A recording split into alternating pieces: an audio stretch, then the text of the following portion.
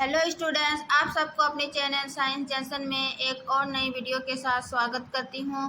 आज का यह वीडियो क्लास 10 का साइंस अध्याय 12 विद्युत, इसका हम पार्ट 2 लेकर आए हैं। यानी कि पार्ट 1 में हम इसके बीच का जितने भी बीच का जो भी अध्याय के बीच प्रश्न उत्तर था उसको हम हल किए पार्ट 1 में। और आज का वीडियो पार्ट 2 है। इसका जो अभ्यास का प्रश्न उत्तर है उसको हम कंप्लीट हल करेंगे। इसका सबसे पहले इसका हम थ्योरी पार्ट में वन शॉर्ट वीडियो में थ्योरी बता चुके हैं। उसके बाद हम इसका अभ्यास का प्रश्न उत्तर पार्ट 1 में बताएं। आज पार्ट 2 में अभ्यास का बताएंगे, ठीक है। क्योंकि इसका प्रश्न उत्तर जो है वो बहुत ज़्यादा है, यानी कि न्यूमेरिकल टाइप का क्वेश्चन बना हुआ है। तो चलिए बिना देरी के शुरू करते हैं आज का वीडियो। देखिए अभ्यास का, इससे पहले जितना भी बीच का प्रश्न है उन सभी को हल किए हैं, इस टाइप के जो बीच में रहता है, ठीक है। और यदि आप बीच वाला प्रश्न उत्तर नहीं देखे तो चैनल पर प्लेलिस्ट बना हुआ है, आप वहां से जाके देख सकते हैं। या फिर इसका भी थ्योरी पार्ट देखना चाहते हैं तो भी चैनल में है ना। तो आप इसका थ्योरी पार्ट में जाके देख लीजिए थ्योरी, तो आपका प्रश्न उत्तर जो है समझने में आसानी होगा। यानी कि ये इसका जो फिजिक्स का जो चैप्टर है इसमें ज़्यादातर न्यूमेरिकल टाइप का क्वेश्चन रहता है, तो फार्मूला बेस्ड। तो फार्मूला कहाँ से आया है, तो इसका जो हम कंप्लीट जब थ्योरी पढ़ा चुके थे तो हम आपको इसका detail point two point notes बना के आपको एक सिस्टमेटिक ढंग से एक 100% कंटेंट दिए हैं। तो आप मेरा नोट्स पर ट्रस्ट कीजिए। एक बार आप मेरा नोट्स को पढ़ लेते हैं तो आपको आने वाले किसी भी एग्ज़ाम की तैयारी कर रहे हैं, या फिर आप क्लास 10 में हो, या फिर टीआरई 3, टीआरई 4 या फिर स्टेट किसी का एग्ज़ाम की तैयारी कर रहे हैं, तो ये वीडियो आपके लिए जो है वो काफ़ी हेल्पफुल रहेगा, ठीक है। तो जो भी हम थ्योरी में फार्मूला पढ़े उस फार्मूला को हम न्यूमेरिकल में क्या करेंगे, अप्लाई करेंगे और उसको हल करेंगे, ठीक है। तो चलिए सबसे पहला प्रश्न देखते हैं। प्रश्न नंबर 1 कि प्रतिरोध R के किसी तार के टुकड़े को 5 बराबर भागों में काटा जाता है, ठीक है। प्रतिरोध R के किसी तार के टुकड़े को क्या करते हैं, 5 बराबर भागों में काटा जाता है और इन टुकड़ों को फिर पासर क्रम में संयोजित किया जाता है, ठीक है। जैसे ही पासर क्रम पूछ रहा है तो पासर क्रम में हम क्या दिमाग में बैठाएंगे कि उसमें जो है उसका फार्मूला क्या होता है, ठीक है। यदि संयोजन का तुल्य प्रतिरोध R डैश तो R बाय R डैश अनुपात क्या होगा, ठीक है। इसकी बोल रहा है तुल्य प्रतिरोध R डैश है तो उसका R बाय R डैश का अनुपात क्या होगा। देखिए जब तक हम उसको बनाएंगे नहीं तो हम इसको कैसे टिक करेंगे न्यूमेरिकल में, ठीक है। तो इसीलिए देखिए सबसे पहले क्या दिया हुआ है कि R1 बराबर R2 प्लस R3 बराबर R4 R5, यानी कि R बाय 5। 5 टुकड़ों में क्या है, 5 भागों में बांटा हुआ है, यानी कि इसको R बाय 5 लिख सकते हैं, ठीक है। अब चूंकि पूछ रहा है यहाँ पासर क्रम में संयोजित है, तो पासर क्रम का संयोजित क्या होता है, क्योंकि R डैश दिया हुआ है इसलिए 1 बाय R डैश बराबर 1 by R1 plus 1 by R2 plus 1 by R3 plus 1 by R4, यानी कि 1 बाय R5, यानी कि 5 तक दिया हुआ है। 5 भागों में बराबर भाग क्या है, 5 बराबर भागों में बटा हुआ है, यानी कि R5 तक लेंगे। फिर चूँकि R बाय 5 है, यानी कि 5 टुकड़ों में बटा है, तो इसको हम 1 बाय इसका फार्मूला में बैठाएंगे R का मान में। R1 बराबर क्या है, R बटे 5, यानी कि 5 भागों में बटा है तो प्रत्येक में बटे करके उसको हल करेंगे, ठीक है। 1 by R by 5, 1 by R by 5, 1 by R by 5, इस प्रकार 5 बार लिखते हैं। उसके बाद जब इसको हल करेंगे 1 बाय R बाय 5 तो ये क्या हो जाएगा, ऊपर गुना वाला में गुना हो जाता है, तो 5 1 5, यानी कि 5 बट्टे R 5 बट्टे R 5 बट्टे R करके इस प्रकार 5 हो जाएगा। अब इसको जब हम हल करते हैं तो इन सभी को 1 5 ले लेते हैं और 5 बट्टे R, या फिर आप इसको भिन्न का जोड़ के हिसाब से इस प्रकार 5 5 5 5 5 बाई R लिख सकते हैं। तो ये सभी को जोड़ेंगे तो कितना होगा, 25 बट्टे R, है ना। तो 1 बाय R डैश बराबर 25 बट्टे R। अब इसको हल करते हैं कोना कोनी, तो R बाय, है ना, ये R ऊपर चला जाएगा और ये R डैश नीचे आ जाएगा। तो R बाय R डैश बराबर क्या हो जाएगा, 25 बट्टे इसका एक नीचे आ जाएगा 25 बट्टे 1, ठीक है। तो अब इसको 25/1 यानी इसको लिखेंगे बराबर 25। ठीक है। तो 25 आया आर, यानी कि R/R' कितना आया, R/R' का अनुपात कितना आया 25, तो 1 का हो जाएगा डी। ठीक है। तो देखिए एक नंबर ऑब्जेक्ट हल करने के लिए हम क्या करेंगे, उसका कंप्लीट जब तक हम बनाएंगे नहीं न्यूमेरिकल तो कैसे पता चलेगा। और ये फार्मूला कहाँ से आया, तो हम थ्योरी पार्ट से आया है ना, कैसे आया, पासर क्रम संयोजन क्रम। तो ये फार्मूला जानने के लिए आप थ्योरी पार्ट एक बार ज़रूर देखिए, उसके बाद जो आप बनाइएगा तो आपको समझने में काफ़ी आसानी होगा। ठीक है। अब प्रश्न नंबर 2 देखते हैं कि निम्नलिखित में कौन सा पद विद्युत परिपथ में विद्युत शक्ति को निरूपित नहीं करता। ठीक है। पूछ रहा है कि विद्युत परिपथ में विद्युत शक्ति को कौन निरूपित नहीं करता, यानी कि P बराबर हम फॉर्मूला बताए थे, 3 फार्मूला, VI और I² R और V²R, लेकिन I² ये नहीं बताए थे। यानी कि चूँकि देखिए, क्योंकि P बराबर जो हम 3 फार्मूला बताए थे, V²R, V²/R, R बराबर V²P, VI I²R और V²R, परंतु IR² नहीं, है ना। ये 3 फार्मूला याद रखिएगा, V का मान तो ये तीनों हो जाएगा, बाकी IR² नहीं होगा बल्कि I²R होगा। ठीक है ना, ये बारीक सा अंतर याद रखिएगा, 2 का हो जाएगा B। फिर ये तीसरा नंबर, किसी विद्युत बल्ब का अनुमतांक 220 वोल्ट और 100 वाट है, तब इसे 110 वोल्ट पर प्रचालित करते हैं, तब इसके द्वारा उपभोग शक्ति कितनी होगी। यानी कि P बराबर दिया हुआ है,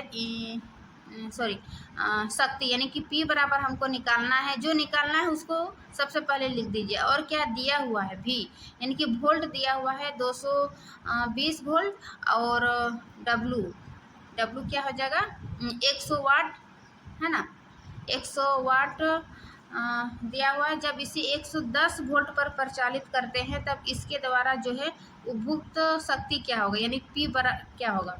तो सबसे पहले हम P लिख लेते हैं, है ना। चूँकि P बराबर क्या होता है V²R, है ना, और V का मान दिया हुआ है मेरा। ठीक है। और तो इसका सबसे पहले हम R निकालते हैं, क्योंकि R हमको मान निकालना है, W दिया हुआ है। ठीक है। तो R बराबर, चूँकि P बराबर V²R, तो R बराबर V²P हो जाएगा। अब इसका मान बैठाएंगे, V का 220 वोल्ट स्क्वायर है, 2 बार गुना करेंगे, और P जो दिया हुआ है 100 वाट है। ठीक है। अब 120 वोल्ट करने पर शक्ति क्या हुआ, जब 120 वोल्ट का था तब शक्ति कितना हो रहा था 100 वाट। अब बोल रहा है कि इसकी वोल्ट को जो है कम कर देंगे, यानी 110 कर देंगे, तो इसकी शक्ति क्या होगी। तो सबसे पहले जो दिया हुआ उसको निकाल लेते हैं, है ना। R का मान निकाल करके, यानी कि VU का मान दिया और P का मान दिया, तो इसको निकाल कर कितना निकालते हैं 284 ओम निकला R का मान। और क्या है, दूसरा क्या है कि जब बल्ब 110 वोल्ट पर प्रचालित करते हैं तब, यानी कि तब P बराबर क्या होगा, तो V²/R। ठीक है। तो V कितना था 110, इसको 2 बार गुना करते हैं, और ये R, यानी R का मान जो है V²R, V लिखिए R, यानी 484। तो 484 को ये 22 का मतलब वर्ग होता है, इसीलिए हम यहाँ 22 गुना 22 कर दिए ताकि कटाने में आसानी हो। ठीक है। तो 22 पंचे 110, फिर 22 पंचे 110, तो 25। इस प्रकार जब हम क्या बोलते हैं 220 वोल्ट का था और 100 इसका पावर था, तो R बराबर 484 निकला। लेकिन जब वोल्ट को 120 कर देते हैं और R बराबर क्या रहता है, यही 484, तो P का मान क्या होगा। तो इस प्रकार जब इसको हम हल करते हैं P का मान में, P डैश बराबर V²/R, तो ये 25 वाट निकलता है। ठीक है। तो इसका आंसर हो जाएगा 25 वाट, 3 का D। ठीक है ना। अब 4 नंबर देखते हैं कि 2 चालक तार जिनके पदार्थ लंबाई तथा व्यास समान है। ठीक है। क्या है, पदार्थ लंबाई तथा व्यास समान है, किसी विद्युत परिपथ में पहले श्रेणी क्रम में और फिर पाशर क्रम में संयोजित किए जाते हैं। तो श्रेणी क्रम तथा पाशर क्रम संयोजन में उत्पन्न ऊष्माओं का अनुपात क्या होगा? ऊष्माओं यानी कि हमको H निकालना है, ठीक है। पहले पाशर क्रम में जोड़ते हैं, यानी कि R1 पदार्थ लंबाई तथा व्यास समान है, यानी R1 और R2 जो है वो बराबर है, उसको श्रेणी क्रम और संयोजन क्रम में जोड़ते हैं, तो उसका जो है ऊष्माओं का अनुपात क्या हुआ है ये निकालना है। तो सबसे पहले हम श्रेणी क्रम में क्या करते हैं, जोड़ते हैं, और पाशर क्रम में इस प्रकार के बट्टे में हम उसका प्रतिरोध लिखते हैं, ठीक है।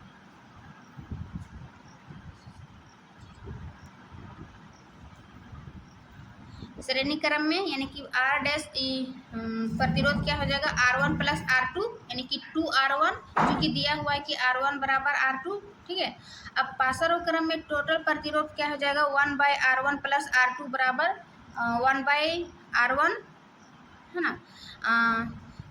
ये दोनों का जोड़ेंगे, जहाँ R डैश ये क्या बोल रहा है, ऊष्माओं, क्योंकि श्रेणी क्रम उत्पन्न ऊष्मा तथा HP यानी कि पाशर क्रम में उत्पन्न ऊष्मा, इसको हम इससे दर्शाएंगे HS और HP से, ठीक है। तो इसको जब हम हल करते हैं भिन्न का जोड़ जैसा, तो ये क्या हो जाएगा, 2/R1, है ना। इस प्रकार तुल्य प्रतिरोध जो है R1/2 आ जाता है। उसके बाद अब इसका ऊष्मा का फॉर्मूला बैठाएंगे, यानी कि H श्रेणी क्रम का सबसे पहले बैठाएंगे, तो H बराबर V²RT, है ना, ये इसका फॉर्मूला होता है। अब फॉर्मूला कहाँ से आया ये दिक्कत होगा, तो आपको तो थ्योरी पार्ट पढ़ना पड़ेगा, ठीक है। तो H यानी कि श्रेणी क्रम का हीट बराबर V²RT, तो V²R, है ना, R इसका हम बैठाएंगे 2R, ये जो आया था टोटल श्रेणी क्रम में 2R1 और T, ठीक है। तो स्क्वायर V²/R1/2, यानी कि ये R1 का मान जो निकला था R1/2, उस प्रकार V²/R1T, इसका ये हो जाएगा श्रेणी क्रम संयोजन का ऊष्मा। फिर उसी प्रकार अब इसका अनुपात पूछ रहा है, ठीक है। अनुपात पूछना, यानी कि ये श्रेणी क्रम का निकला और ये पाशर क्रम का, ठीक है। तब इसका अनुपात यानी कि बट्टे कर देंगे, V²2R1, इसका निकला V²2R1T, और इसका 2V²R1 इंटू ये T, है ना। इसको बट्टे में लिख देंगे तब समझ में आएगा कि ये V² काटते हैं, ये R1 काटते हैं, फिर TT काटते हैं, और ये क्या बचता है, 2, ऊपर कुछ नहीं बचता, यानी कि 1, और ये 2 दूने 4, यानी 1/4। तो इस प्रकार हो जाएगा 1:4, ठीक है।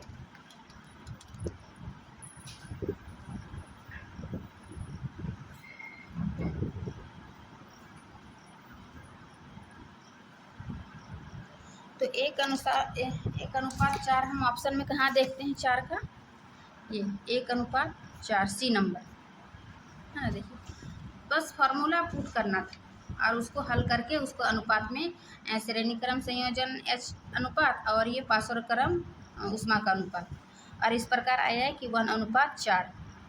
अब 5 नंबर देखते हैं, क्या है कि किसी विद्युत परिपथ में 2 बिंदुओं के बीच विभवांतर मापने के लिए वोल्ट मीटर को किस प्रकार संयोजित किया जाता है।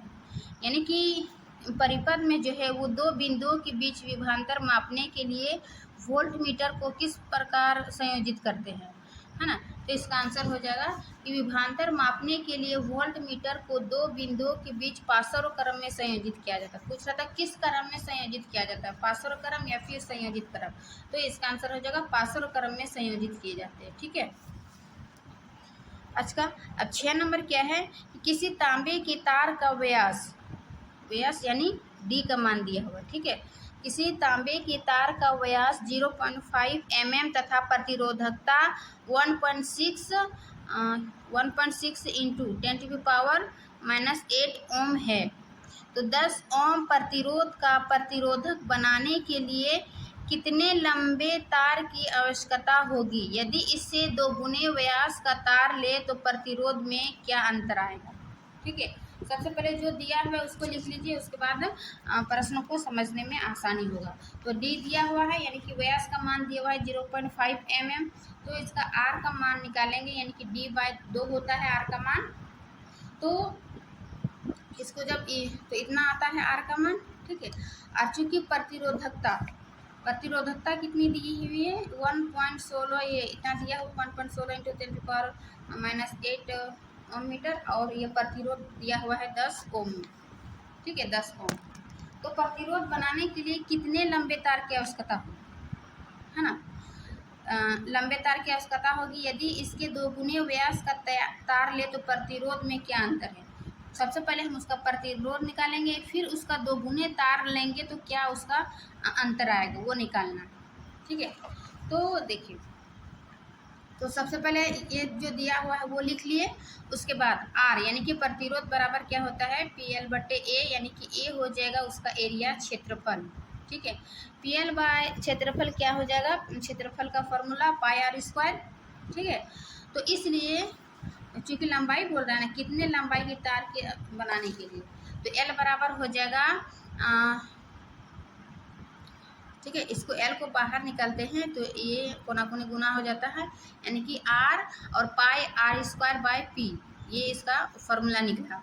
फिर इस फॉर्मूला में अब हम पुट करेंगे, यानी कि R का मान जो क्या दिया हुआ है ये 10 ओम गुनी पाई का मान 22/7 और r², आर मेरा क्या था इतना 5/2 × 10⁻⁻2 4, ठीक है ना। उसको स्क्वायर करेंगे चूँकि यहाँ स्क्वायर है। अब बटे क्या है पी क्या दिया हुआ था, ये रोधकता इतना 1.6 × 10⁻⁸ ओम मीटर, ठीक है। अब इस सभी को हल करते हैं तो इतना आता है 122.60 मीटर, ठीक है। इतना आने के बाद अब हम क्या करेंगे, अब इससे 2 गुने व्यास का तार ले तो प्रतिरोध में क्या अंतर होगा, ठीक है ना। अब क्या बोल रहा है कि 2 गुने तार लेंगे, जो दिया हुआ था इतना तो निकाल लिए, L बराबर लंबाई आवश्यकता होगी। अब क्या हो, चूँकि एक फॉर्मूला होता है कि उसका प्रतिरोध जो है उसको क्षेत्रफल के अनुक्रमानुपाती होता है, यानी कि R अनुक्रमानुपाती 1/A, यानी कि क्षेत्रफल यदि बढ़ेगा तो प्रतिरोध घटेगा, ये इसका सेंस है। जब उसके प्रतिरोध किन किन चीज़ों पर निर्भर होता है उस थ्योरी पार्ट में हम ये फॉर्मूला बताए, ठीक है। तो चूँकि हम इसको तुलना करके बताना है कि प्रतिरोध में क्या अंतर होगा, तो R1/R2 ले लेते हैं, यानी कि एरिया उसका A2/A1, ठीक है। तो चूँकि A2 का जो दिया हुआ था 10/R2, अब जो है इसका पाई क्या करेंगे, इसको 2 गुने करेंगे, ठीक है। तो 2d/2 का स्क्वायर और पाई d/2 का स्क्वायर करेंगे तो ये पाई कट जाएगा, डी भी कट जाएगा, 2 कट जाएगा, तो ये बचा 2 दूनी 4/1, यहाँ जहाँ क्या है d1 बराबर d तथा d2 बराबर 2d है। तो अब क्या निकला, R2 बराबर 1 क्या है 4 गुनी 10। तो इस प्रकार जो है इसका 2.5 क्या निकलता है नया प्रतिरोध, ठीक है। बस फार्मूला बेस में बैठाते गए और उसको हल करके इतना मान आया 2.5 ओम। तो अतः तार का नया प्रतिरोध जो हो जाएगा 2.5, है ना, 2.5 ये ओम 2.5 ओम हो जाएगा। और यदि तार का व्यास 2 गुना कर दिया जाए तो प्रतिरोध का मान घटकर 1/4 हो जाएगा, यानी कि ये वाला जो आया कि प्रतिरोध का मान क्या करेंगे 2 गुना किए तो इसका प्रतिरोध का मान क्या हो जाएगा 1/4 होगा। यानी इस फॉर्मूला से जो है कि व्यास को 2 गुना किए तो उसका क्षेत्रफल भी प्रभाव पड़ेगा, है ना। तो क्षेत्रफल को यदि कम कर देंगे तो इसका प्रतिरोध भी क्षेत्रफल 2 गुना कर दे, यानी कि क्षेत्रफल जब बढ़ा तो क्या अभी हम बताएं कि प्रतिरोध घटकर क्या हो जाएगा 1/4 हो जाएगा, है ना। वही है कि प्रतिरोध का मान घटकर 1/4 हो जाएगा, ठीक है ना। ये कंपटीशन में एग्जाम में भी पूछ दिया जाता है कि प्रतिरोध को 2 गुना कर दिया जाए व्यास को क्षेत्रफल को तो उसके प्रतिरोध पर क्या प्रभाव पड़ेगा, है ना, इस टाइप का क्वेश्चन। तो ये फॉर्मूला बेस्ड आप इम्पोर्टेंट है। आप यदि समझ में नहीं आ रहा है तो थ्योरी पार्ट देख के आप इसका न्यूमेरिकल बना लीजिएगा। ठीक है, अब प्रश्न नंबर 7 है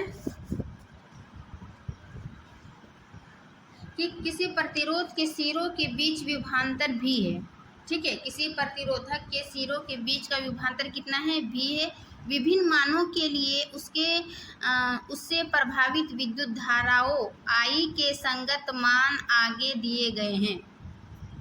मीन्स किसी प्रतिरोधक के सिरों के बीच का विभवांतर भी है, उसके मान के यानी कि V और I का मान दिया हुआ है। V तथा I के बीच ग्राफ खींचकर इस प्रतिरोधक का प्रतिरोध ज्ञात कीजिए। मीन्स दोनों का मान दिया हुआ है, उसका क्या बोल रहा है, V तथा I का ग्राफ खींचकर उसके प्रतिरोधक का प्रतिरोध ज्ञात कीजिए। ठीक है, तो आइए इसका हम ग्राफ खींचते हैं। देखिए, ये हो जाएगा V और ये हो जाएगा I। इन्हीं दोनों के बीच का जो हम ग्राफ लेंगे, यानी कि प्रतिरोधक का प्रतिरोध क्या होता है, R बराबर V/I। अब जो है इसका मान जो दिया हुआ है हम सभी को लिख लिए। एम्पियर बराबर 0, इधर वोल्ट का मान लिखकर और इधर I का मान लिखकर एक ग्राफ खींचिए, है ना, कहाँ से कहाँ तक ये जाती है। तो चूंकि VA माइनस VB यानी कि वोल्ट A, इसको हम मान लेते हैं वोल्ट A और वोल्ट B बटे IA माइनस I2। अब VA जो है ना, क्या दिया है, 12 वोल्ट। वोल्ट कहाँ दिया हुआ है ना, I यानी कि टोटल ये VA का जो वोल्ट होगा ये 12 वोल्ट माइनस 6 वोल्ट बट्टे 3.5 एम्पियर माइनस 1.75 यहाँ जो निकला 1 इन दोनों के बीच, है ना, इन दोनों के बीच 1.75 एम्पियर। तो बराबर 12 वोल्ट में 6 वोल्ट गया, 6 वोल्ट, और इसमें जो घटाएंगे तो 1.75 एम्पियर। ठीक है, इस प्रकार, इसलिए R बराबर जो है वो 3.4 ओम निकला, है ना। ये जब इसको हल करेंगे तो R बराबर यहाँ पर भी वही पूछा था ना, एक V तथा I के बीच ग्राफ खींचकर इस प्रतिरोधक का प्रतिरोध ज्ञात कीजिए। तो इसका प्रतिरोध क्या निकला, 3.4 ओम, है ना। इसको फॉर्मूला में बैठा के फिर इसको इस तरह ग्राफ बना दीजिएगा, हो जाएगा।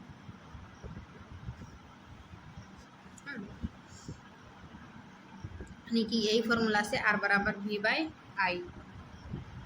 अब हम प्रश्न नंबर 8 देखते हैं।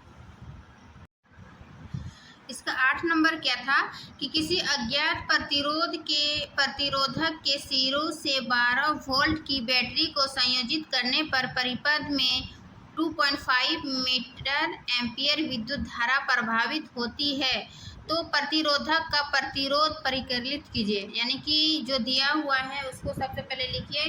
दो सिरों के बीच 12 वोल्ट V बराबर दिया हुआ है, I बराबर 2.5 मीटर एम्पियर दिया हुआ है। ठीक है, अब उसके प्रतिरोधक का प्रतिरोध परिकलित कीजिए, यानी कि उसका प्रतिरोध निकालना है।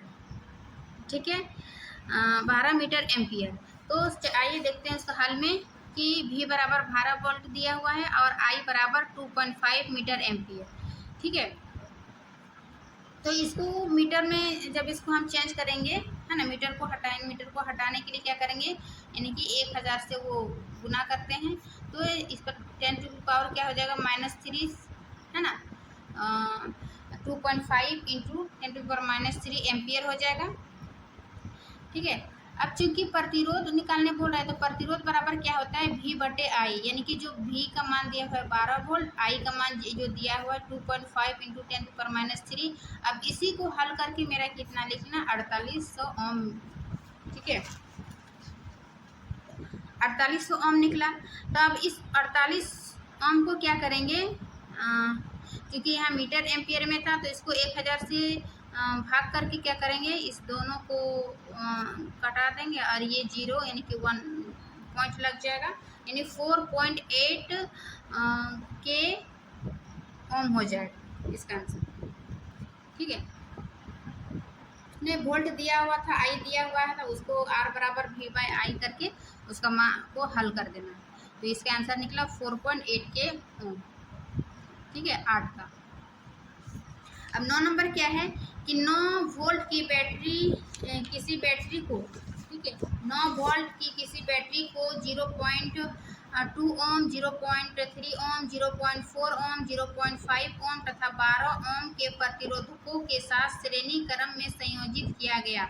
अब 12 ओम के प्रतिरोधक में कितनी विद्युत धारा प्रभावित होगी, समझे कि श्रेणी क्रम में जोड़ना है। 9 वोल्ट दिया हुआ है और इधर R1 R2 5 तक दिया हुआ है, ठीक है। श्रेणी क्रम में संयोजित करें और 12 ओम प्रतिरोधक में कितना विद्युत धारा प्रभावित होगा, यानी कि I निकालना है, ठीक है। तो सबसे पहले हम जो दिया है उसको लिखते हैं कि V बराबर 9 वोल्ट, R1 R2 R3 है ना, R5 R4 R5 इतने दिया हुआ है। चूंकि श्रेणी क्रम में संयोजित कर रहा है तो श्रेणी क्रम में हम क्या करते हैं, उसका तुल्य प्रतिरोध क्या होगा, सभी का योग, ठीक है। तो इन सभी का योग करते हैं तो 13.4 ओम निकलता है, ठीक है।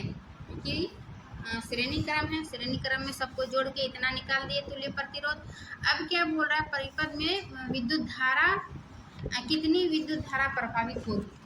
तो चूंकि I बराबर क्या होता है V/R, मेरा ओम के नियम से V का मान भी दिया हुआ मेरा 9 वोल्ट और R का मान जो अभी निकला 13.4 ओम, बस उसी को मान को बैठा देंगे 9/13.4 ओम। तो ये क्या हो गया 0.67 एम्पियर I, ठीक है। I का मान हो गया 0.67 एम्पियर।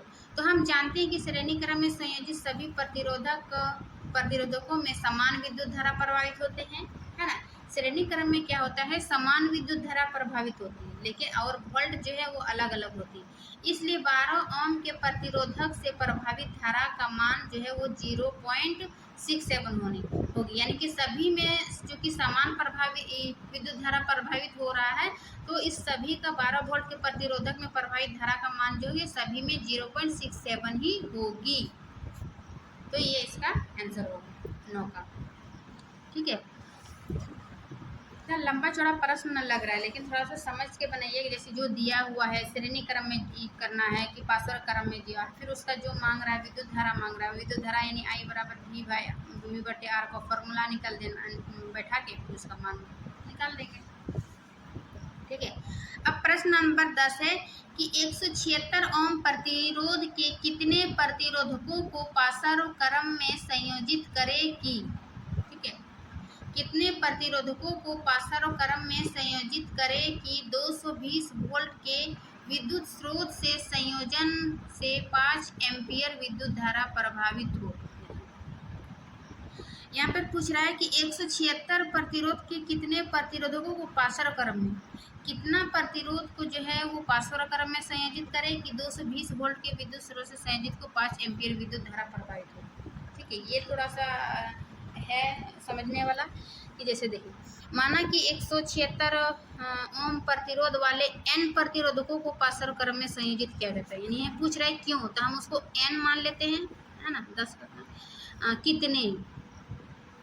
कितने प्रतिरोधकों को पासर में संयोजित किए जाते हैं, तो कितने तो हमको नहीं पता, तो हम इसको n प्रतिरोधक को श्रेणी क्रम में संयोजित किया जाते हैं, ठीक है। n मान लिए। तो अब इसका तुल्य प्रतिरोध क्या होगा, क्योंकि क्या है पासर क्रम, क्योंकि पासर क्रम में क्या होता है उसको बट्टे में लिखते हैं, यानी कि कुल तुल्य प्रतिरोध बराबर 1/176 प्लस 1/76 प्लस कितनी बार, यानी कि n बार, है ना, नहीं पता कितनी बार, ठीक। अब इसका तुल्य प्रतिरोध n × 1/176 बराबर, है ना, तुल्य प्रतिरोध, इसको बट्टे में हटाएंगे तो 176 ऊपर जाएगा, 176/n ओम, इसको एक मान लेते हैं समीकरण, ठीक है। अब दिया हुआ क्या है कि 200 वोल्ट तथा I बराबर 5 एम्पियर, I बराबर 5 एम्पियर और ये वोल्ट बराबर 220 वोल्ट, ठीक है। तो ओम के नियम से उसका क्या होगा, तुल्य प्रतिरोध, है ना, दिया हुआ इतना, इसलिए ओम के नियम से R बराबर V/I, तो जो दिया हुआ है V/I यानी कि R का मान जो निकला टोटल 44 ओम, ठीक है। अब समीकरण 1 में जो ये RP का मान बैठा है यहाँ RP, है ना, यानी कि RP टोटल प्रतिरोध, तुल्य प्रतिरोध, तो इसका मान प्रतिस्थापित करने पर हमें प्राप्त होता है वही 44 का मान बैठाएंगे और 176/n। तो n का जब मान n बराबर क्या हो जाएगा 176/44 नीचे आ जाएगा 76, तो 44 चौक ये 4 होता है।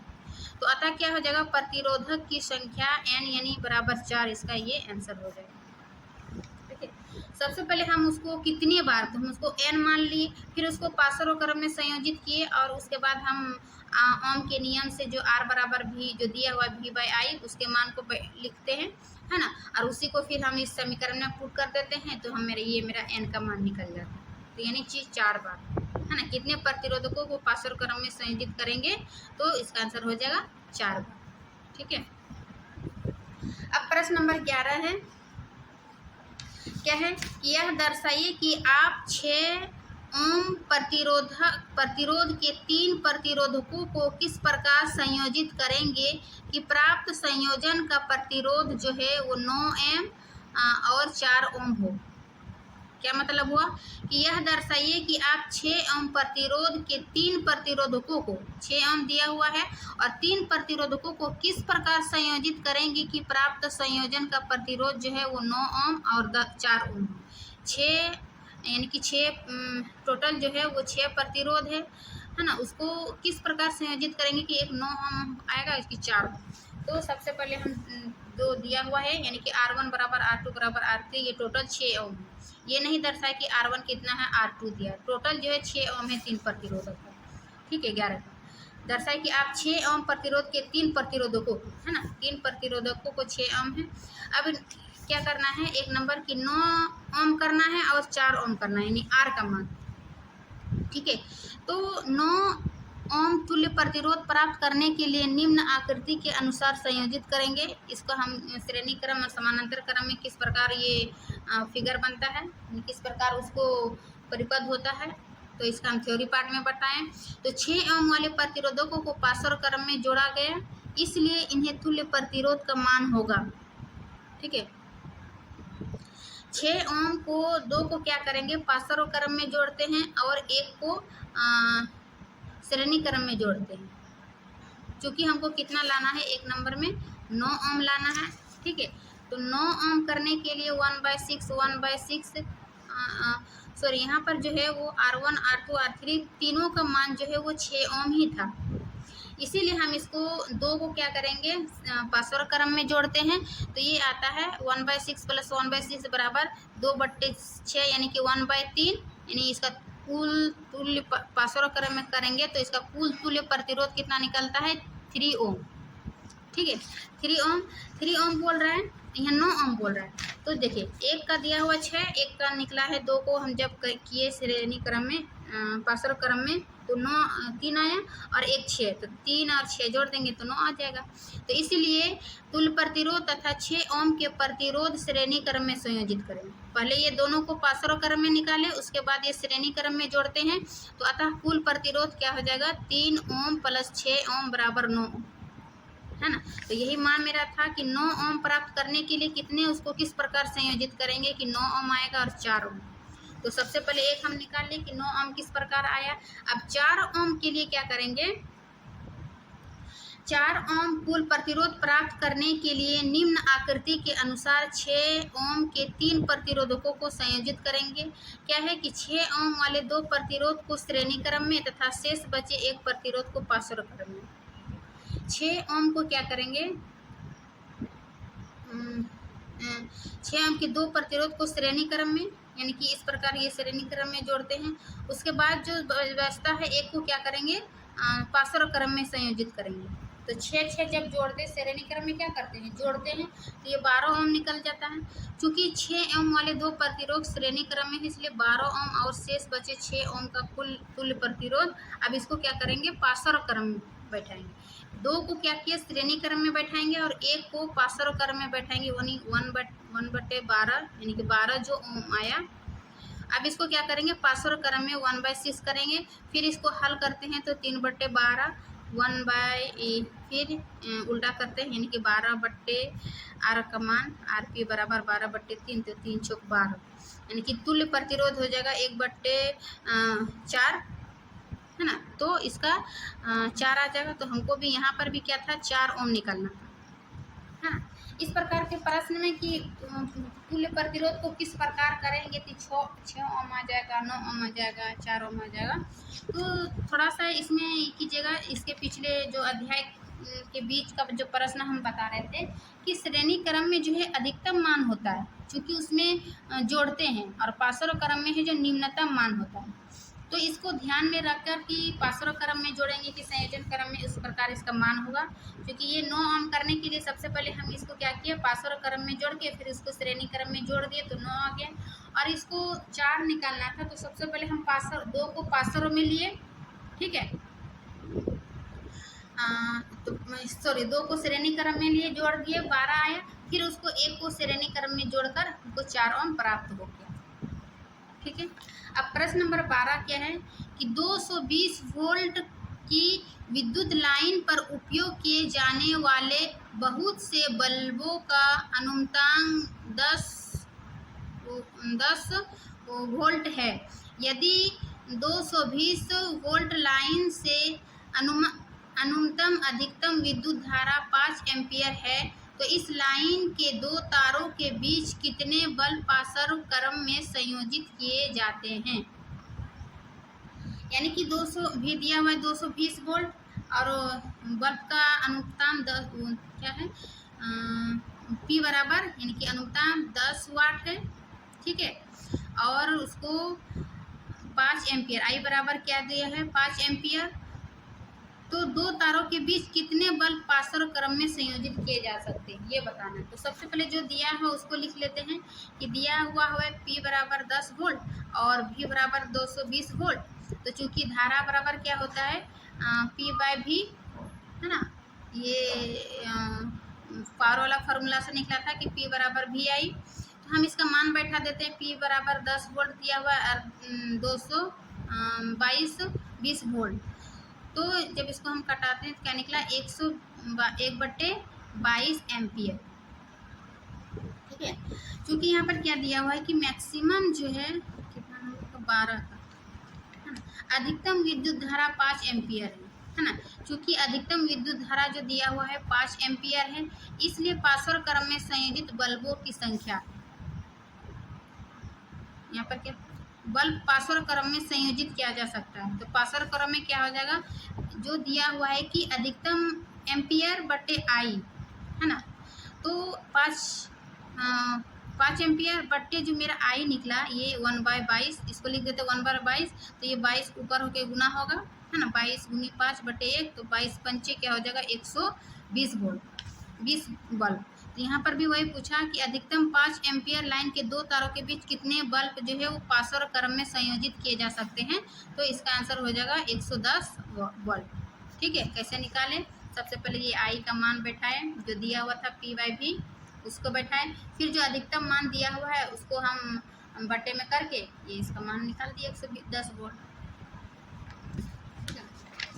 अब प्रश्न नंबर है 13 में क्या है कि किसी विद्युत भट्टी की तप्त प्लेट दो प्रतिरोधक कुंडलियों A तथा B की बनी है, जिनमें प्रत्येक का प्रतिरोध जो है वो 24 ओम है तथा इन्हें अलग अलग श्रेणी क्रम में अथवा पार्श्व क्रम में संयोजित करके उपयोग किया जाता है। यदि यह भट्टी 220 वोल्ट विद्युत स्रोत से संयोजित की जाती है, तो तीनों प्रकरणों में प्रभावित विद्युत धाराएं क्या है, ठीक है। दिया हुआ है कि 2 प्रतिरोधक कुंडलियों A तथा B बनी है, जिनमें प्रत्येक प्रतिरोध 24 वोल्ट है और अलग अलग श्रेणी क्रम अथवा पार्श्व क्रम में संयोजित करके उपयोग किया जाता है। यदि यह भट्टी 220 वोल्ट के दिया हुआ है, तो तीनों प्रकरणों में जो है विद्युत धाराएं क्या होगी, ठीक है। तो सबसे पहले जो दिया हुआ है, यानी कि दिया है विद्युत स्रोत की वोल्टता V बराबर 220 वोल्ट और कुंडली A का प्रतिरोध जो है वो 24 ओम, कुंडली 2 का 24 ओम, है ना, 2 है ना, 13 का। 2 प्रतिरोधक कुंडली A तथा B बनी है, जिनमें प्रत्येक का प्रतिरोध 24 है, यानी कि दोनों का जो है वो एक ही प्रतिरोध है 24।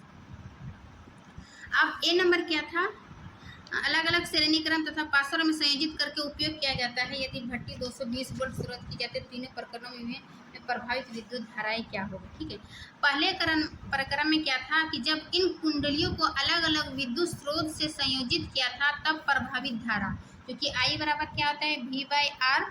ठीक है, तो V बाई क्योंकि दोनों सेम है तो V बाई R1 बराबर V बाई R2। तो 220 वोल्ट दिया हुआ है, R का मान क्या हुआ है, दोनों का मान समान यानी कि 24। तो जब इसका हम हल करेंगे तो 9.2 एम्पियर आता है। ठीक है, अब दूसरा में क्या है कि दूसरे प्रक्रम में जब इन्हें श्रेणी क्रम में संयोजित किया जाता है तब कुल प्रतिरोध, ठीक है, कुल प्रतिरोध क्या होगा, R बराबर R1 प्लस R2, इसका मान क्या होगा 48 ओम। ठीक है, दूसरे प्रक्रम में जब इन्हें श्रेणी क्रम में संयोजित करते हैं तो कुल यानी कि 24 बाई 24 प्लस 24 क्या हो जाएगा 48, क्योंकि R1 24 दिया हुआ है ना, तो 24 प्लस 24 बराबर हो गया 48। अब इससे कुल प्रभावित जो है विद्युत धारा हो जाएगा I बराबर V बाई आर। V का मान जो दिया हुआ है 220 वोल्ट बट्टे R जो है वो 48 ओम। ठीक है, तो इसको हम हल करते हैं तो ये निकलता है 4.58 एम्पियर बराबर 4.6 एम्पियर, है ना। ये इसका आंसर हो जाएगा कितना का 13 नंबर, है ना। कि तो तीनों प्रकरणों में प्रभावित विद्युत धाराएं क्या होगी, तो इसका आंसर हो जाएगा 18.3, जो निकला 18.3 एम्पियर। सबसे पहले हम उसको आई निकालते हैं, फिर उसका कुल प्रतिरोध निकालते हैं पासर क्रम में। ठीक है, अब उसको जोड़ के फिर इतना मान बैठा देते हैं आई का V बाई आर। ठीक है, तो ये आंसर हो जाएगा, सॉरी ये था दूसरा प्रकरण। फिर तीसरा भी प्रकरण बोल रहा है कि तीसरे प्रकरण में जब कुंडलियों का पासर क्रम में संयोजित किया जाता है तब कुल प्रतिरोध होगा। ये तीनों प्रकरण, फर्स्ट प्रकरण देखिए हम पहला का प्रकरण में, दूसरा प्रकरण में, तीसरा प्रकरण में भी वही कुल प्रतिरोध होगा। यहाँ श्रेणी क्रम में जोड़े थे, यहाँ क्या है पासर क्रम में संयोजित किया जाता है तो कुल प्रतिरोध, तो उसी प्रकार करेंगे इसको पासर में 1/24 प्लस 1/24, तो क्या निकला मेरा 2/24, यानी इसका R का मान हो जाएगा 12 ओम।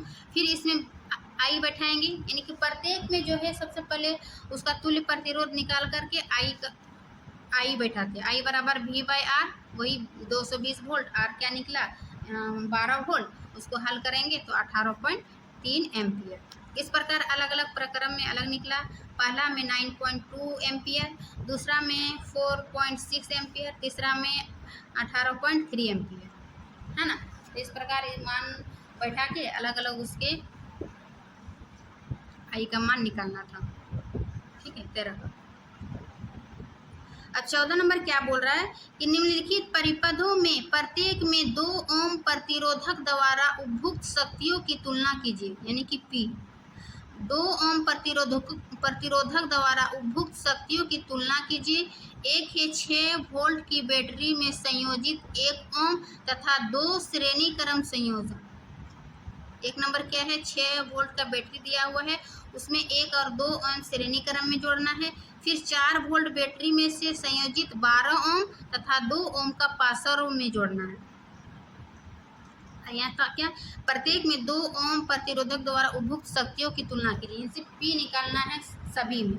जब उसको हम 1 और 2 को श्रेणी क्रम में जोड़ते हैं, फिर दूसरा में 4 वोल्ट बैटरी से 12 ओम और 2 ओम को पासर क्रम में जोड़ते हैं, तो प्रत्येक का जो है वो P निकालना है। ठीक है, तो 14 का देखते हैं कि सबसे पहले V बराबर जो है वो 6 वोल्ट दिया हुआ है ना, एक नंबर में 6 वोल्ट दिया हुआ है और श्रेणी क्रम में 1 ओम तथा 2 ओम के संयोजन से प्राप्त कुल प्रतिरोध जो है श्रेणी क्रम में क्या करते हैं हम जोड़ते हैं, तो R1 प्लस R2 हो जाएगा, यानी 1 प्लस 2 बराबर 3 ओम। अब परिपथ में प्रभावित धारा, अभी हम इसका धारा निकालते हैं, चूँकि धारा बराबर क्या होता है V बाई आर, तो V भी मेरा दिया हुआ है 6 वोल्ट और R का मान निकला मेरा 3। ठीक है, तो 6/3 यानी कि इसका हो जाएगा 2 एम्पियर। अब एम्पियर निकालने के बाद हम क्या बोल रहे हैं, प्रत्येक का विद्युत शक्ति निकालना है ना, यानी कि P, शक्तियों की तुलना करें। तो चूंकि श्रेणी क्रम में समान विद्युत धारा प्रभावित होती है, ये तो हम शुरू से पढ़ रहे हैं कि श्रेणी क्रम में समान विद्युत धारा प्रभावित होती है, तो P बराबर इसका फॉर्मूला होता है I स्क्वायर इंटू R, है ना। तो I का मान हम क्या निकाले, यानी कि धारा का मान 2 का स्क्वायर और आर जो मेरा क्या हुआ है, आर जो है 2, यानी कि ये R1 और ये R2, R1 1, ठीक है। तो इस प्रकार होगा 2 दूनी 4 और 2 दूनी 2, यानी कि इसका हो जाएगा 8 वाट। 14 पर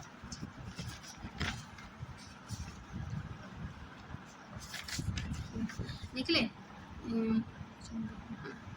आर ये 2 वहाँ दिया हुआ था कि 2 प्रतिरोध द्वारा उपभोग शक्तियाँ है ना, तो उसका आई का फिर सिर्फ पी का मान बैठा दिए। सबसे पहले हम आई तुल्य प्रतिरोध निकाले, उसके बाद आई का मान बैठाया और पी बराबर आई स्क्वायर आर मान बैठा दिए, तो ये मेरा क्या निकला 8 वाट।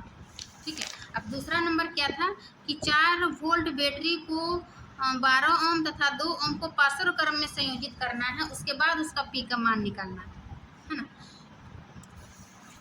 तो V बराबर 4 वोल्ट और R1 बराबर 12 ओम और R2 बराबर 2। तो पासर क्रम में अलग अलग प्रतिरोधों से प्रभावित धारा भिन्न भिन्न परंतु विभवांतर जो है वो समान रहती है, क्योंकि इसका जो 1/12 और प्लस 1/ क्या करेंगे 2 करके निकालेंगे है ना, तो ये इसका निकलता है कितना R बराबर समान रहती है। तो इसका फॉर्मूला जो है वो P बराबर V स्क्वायर R, जो कि हम क्या किसमें निकाले थे, एक मिनट पिछले वाला कहाँ चला गया, अच्छा वो P2 बराबर हम क्या निकालेंगे V स्क्वायर R। तो V स्क्वायर जो मेरा क्या दिया है 12 वोल्ट है ना, 12 वोल्ट बटे R, इसी का ये 2 ओम वाले 2 ओम प्रतिरोध द्वारा उपभोग, तो ये 2 बैठा देते हैं, यानी 4 चौक 16 बटे 2, इस प्रकार क्या हो जाएगा 8 वाट। तो अब हम क्या देखें कि अतः दोनों प्रकरणों में जो है 2 ओम प्रतिरोधक समान विद्युत शक्ति उपभोग करेगी, अर्थात P1 बराबर P2। P1 में भी मेरा क्या निकला था 8 ओम है ना, और P2 में भी क्या निकला मेरा 8 वाट शक्ति का वाट होता है, सॉरी यहाँ भी 8 वाट और यहाँ भी 8 वाट। तो हम इसको चाहे वो श्रेणी क्रम में जोड़े या फिर पासर क्रम में, दोनों में मेरा क्या निकला पी का मान यानी कि शक्ति का मान दोनों में P1 बराबर P2 यानी कि समान निकला। इससे यही स्पष्ट हुआ, ठीक है ना। वहाँ पर भी यही पूछा था कि इतना 14 नंबर श्रेणी क्रम में देखें तो इसको शक्तियों की तुलना करें, तो शक्तियों की तुलना करके हम क्या निकला कि दोनों की शक्ति का मान जो है यानी कि पावर का मान जो है वो बराबर निकला, ठीक है। अब 15 नंबर प्रश्न है कि 2 विद्युत लैंप जिनमें से एक का अनुमतांक 100 वाट है 220 वोल्ट तथा दूसरे का 660 वाट का 220 वोल्ट है, तो विद्युत मेंस के साथ पासर क्रम में संयोजित है। यदि विद्युत आपूर्ति की वोल्टता 220 वोल्ट है तो विद्युत मेंस में कितनी धारा ली जाती है, ठीक है। 2 विद्युत लैंप दिया हुआ है जिनमें से एक का अनुपात 100 वाट से 220 वोल्ट और दूसरे का 600 वाट के 220 वोल्ट, तो इसको पासर क्रम में संयोजित करते हैं, तो इसका मतलब विद्युत धारा मेंस में कितनी धारा ली जाती है इसको आई बताना, ठीक है।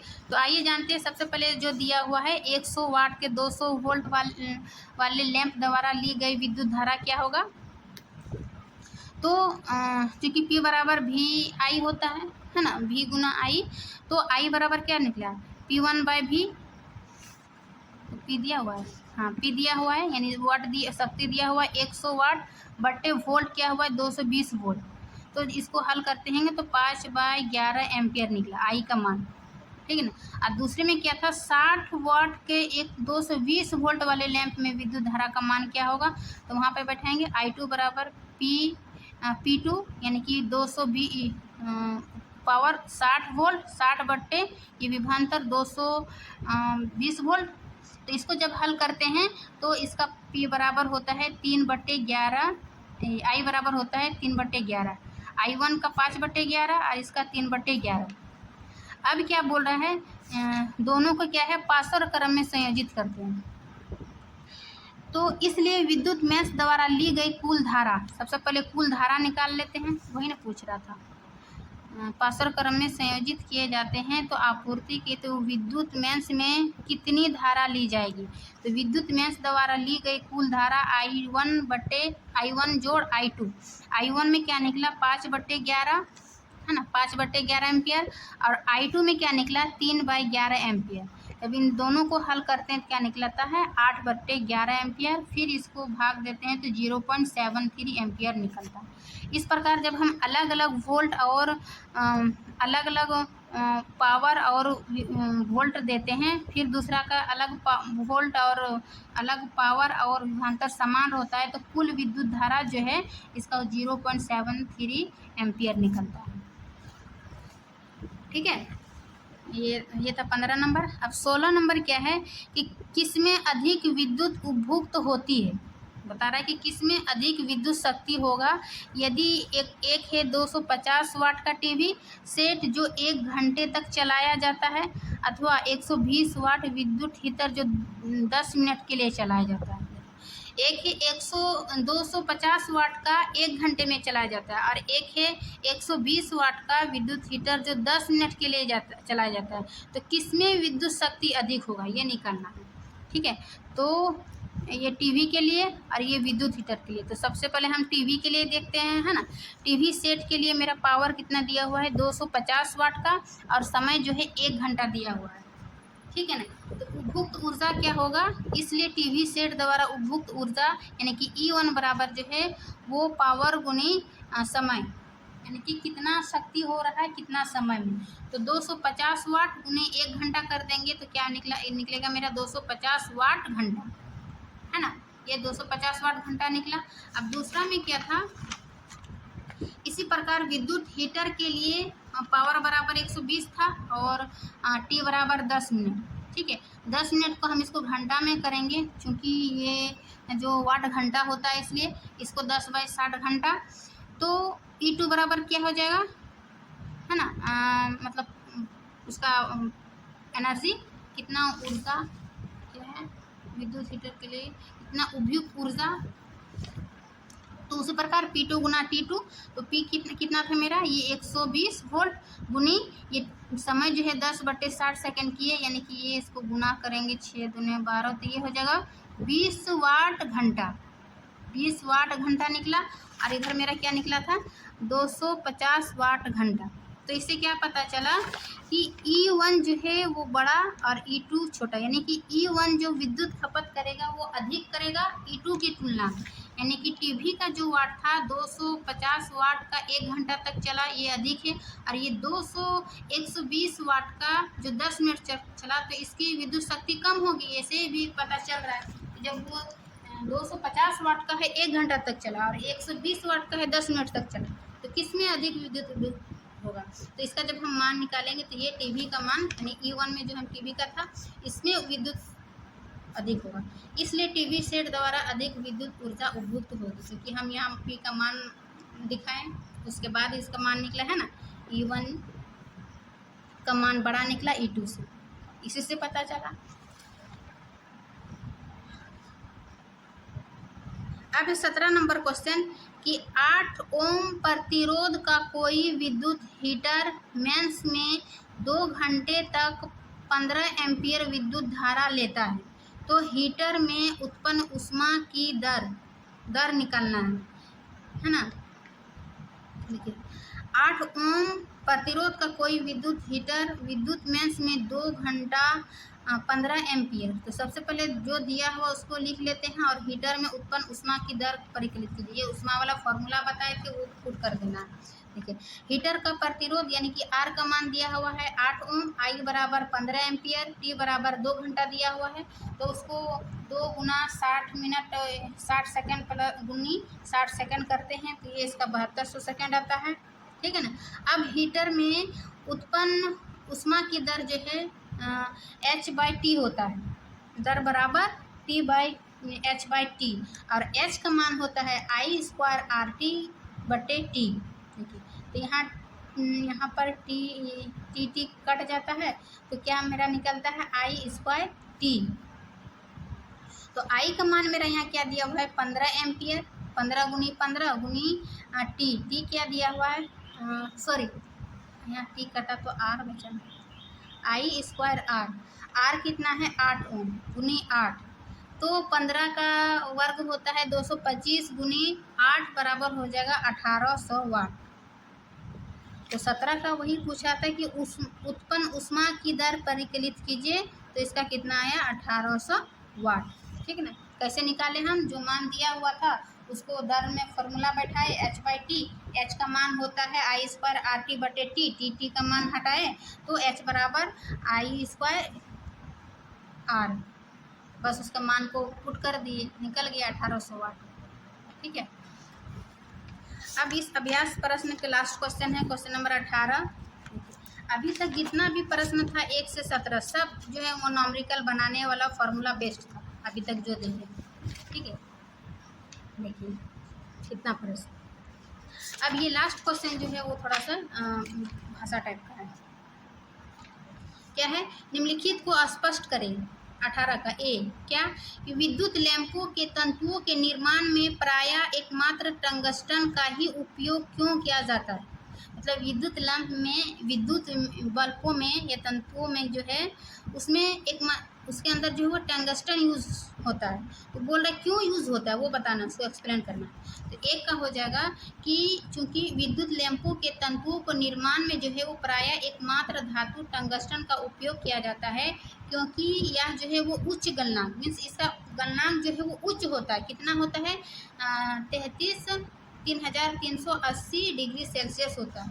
कि एक प्रबल धातु है जो अत्यंत तप्त होकर प्रकाश उत्पन्न करते हैं परंतु पिघलते नहीं हैं। देखो इसकी जिसकी गलनांक अधिक होती है तो विद्युत कितनी जलती है, जल के जो है वो गर्म हो जाती है बल्ब, लेकिन फिर भी वो जो है वो पिघलते नहीं है। इसीलिए हम इसके विद्युत लैंप या बल्बों में क्या करते हैं, टंगस्टन का यूज किया जाता है, क्योंकि वो अधिक देर तक प्रकाश उत्पन्न करके वो बहुत अधिक तप्त हो जाता है, फिर भी वो क्या है पिघलते नहीं है। क्यों, क्योंकि उसकी गलनांक जो है वो उच्च होती है। कितनी होती है 3380 डिग्री सेल्सियस। ठीक है, ये 18 का ए नंबर था। अब दूसरा नंबर क्या है कि विद्युत तापन युक्तियों जैसे कि ब्रेड, टोस्टर तथा विद्युत इस्त्री के चालक शुद्ध धातुओं के स्थान पर मिश्र धातुओं के क्यों बनाए जाते हैं। सबसे पहले प्रश्न देखिए कि विद्युत तापन जो भी युक्तियां हैं जैसे ब्रेड, टोस्टर तथा विद्युत इस्त्री, इसमें क्या होता है शुद्ध धातु का यूज नहीं होता है, मिश्र धातु का यूज होता है। मिश्र धातु का यूज क्यों होता है, शुद्ध धातु का क्यों नहीं, ये बताना है। ठीक है, तो चूंकि विद्युत तापन युक्तियों जैसे कि ब्रेड, टोस्टर तथा विद्युत इस्त्री के चालक जो है वो शुद्ध धातुओं के स्थान पर मिश्र धातुओं के निम्न कारणों से बनाए जाते हैं, है ना। क्या कारण से बनाए जाते हैं, तो इसका आंसर देखिए, इसको तीन इसको पॉइंट है कि मिश्र धातुओं की प्रतिरोधकता जो है वो शुद्ध धातुओं की तुलना में अधिक होती है। अभी समझिए कि मिश्र धातुओं की प्रतिरोधकता शुद्ध धातुओं की तुलना में अधिक होती है, इसलिए यूज करते हैं। दूसरा क्या है, उच्च ताप पर मिश्र धातुओं का उपचयन यानी कि ऑक्सीकरण शीघ्र नहीं होता, मीन्स जल्दी नहीं होता। उच्च ताप पर मिश्र धातुओं का जो है गलना बोल सकते हैं या उपचयन या ऑक्सीकरण, ये जल्दी नहीं होता।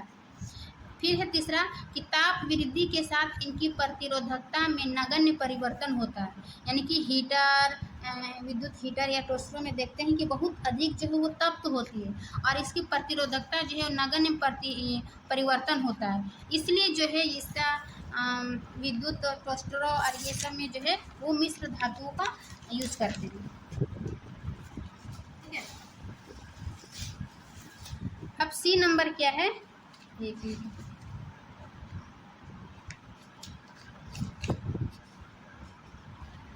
घरेलू विद्युत परिपथ में श्रेणी क्रम संयोजन का उपयोग क्यों नहीं किया जाता है।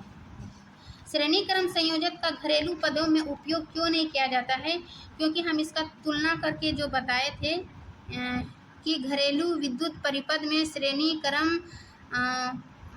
क्रम संयोजन का उपयोग क्यों नहीं किया जाता है, क्योंकि देखिए श्रेणी क्रम संयोजन में इसी नंबर लिख लीजिएगा। श्रेणी क्रम संयोजन की तुलना में पार्श्व संयोजन के लाभ में बताए थे कि श्रेणी क्रम संयोजन में जब एक अवयव खराब हो जाता है तो परिपथ टूट जाता है तथा कोई भी अवयव जो है वो काम नहीं करता है।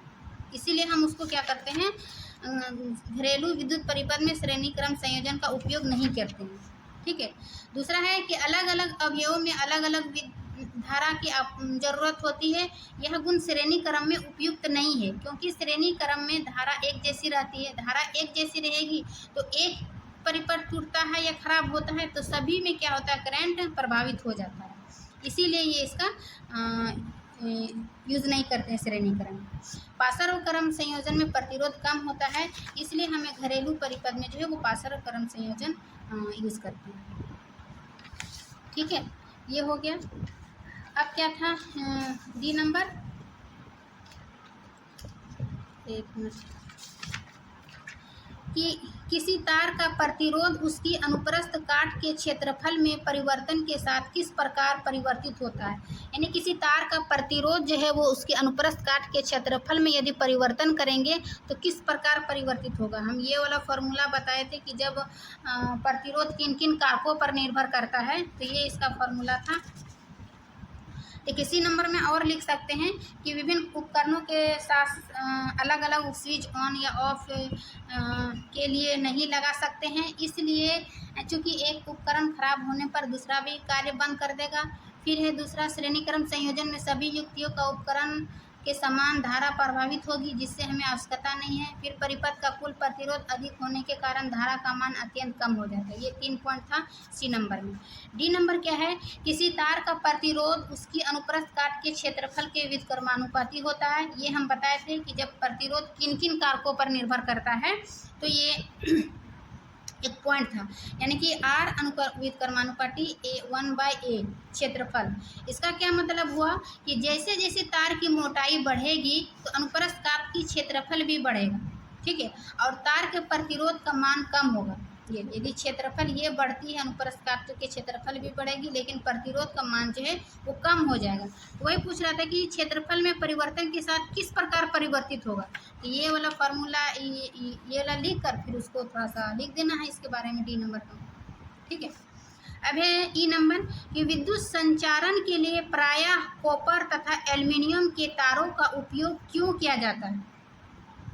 क्या है कि विद्युत संचारण के लिए, यानी कि विद्युत चालन के लिए हम क्या करते हैं, प्रायः कॉपर तथा एल्युमिनियम का यूज करते हैं। लेकिन क्यों करते हैं कॉपर तथा एल्युमिनियम तारों का, तो इसका ये एक्सप्लेन लिखना है कि विद्युत संचारण के लिए प्रायः कॉपर तथा एल्युमिनियम के तारों का उपयोग करते हैं, क्योंकि कारण देना है। क्या है एक नंबर, कि ये विद्युत के बहुत अच्छे चालक है।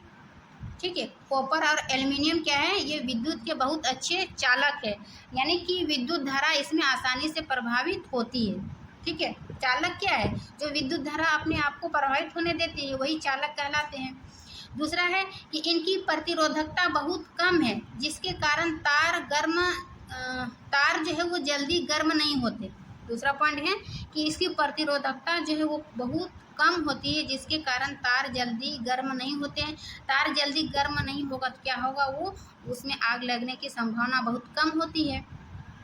ठीक है, तार जब बहुत अधिक गर्म हो जाता है, तप्त हो जाता है, तो वो क्या होता है, बल्ब देखे होंगे कि बहुत अधिक इसमें वो फूट जाएगी या फिर आग लग जाती कभी कभी तार में, तो ये वो अधिक तप्त होने के कारण। ठीक है। तीसरा है कि इनमें सुगमता पूर्वक तार बनाए जा सकते हैं, मीन्स ये आसानी से कॉपर और एल्युमिनियम के तारों का जो है वो बनाए जा सकते हैं, सुगमता पूर्वक तार बनाए जा सकते हैं। तो इसका 3 पॉइंट याद रखिएगा कि कॉपर तथा एल्युमिनियम के तारों का यूज़ क्यों किया जाता है विद्युत संचारण के लिए। ठीक है, तो ये थी आपका अभ्यास का प्रश्न। इसी के साथ ये टोटल इसका अभ्यास का 18 प्रश्न था, जो कि हम देखिए 18 में से 17 क्वेश्चन जो है ऑब्जेक्टिव था, यानी कि फार्मूला बेस्ड न्यूमेरिकल था, और ये 18 नंबर जो थोड़ा सा सब्जेक्टिव टाइप का था। तो आप लोग इसका थ्योरी पार्ट ज़रूर देखिए, ताकि आपको फार्मूला कहाँ से उत्पन्न हुआ ये आपको समझ में आएगा। ठीक है, और इससे पहले जो हम बीच का प्रश्न उत्तर पार्ट 1 में बताए, वो भी आप लोग देख लीजिएगा, है ना। ये बीच का जो प्रश्न होता है ये पार्ट 1 में बताएं। तो वीडियो अच्छी लगी तो लाइक एंड सब्सक्राइब ज़रूर कीजिए, और मिलते हैं नेक्स्ट क्लास में। तब तक के लिए थैंक यू।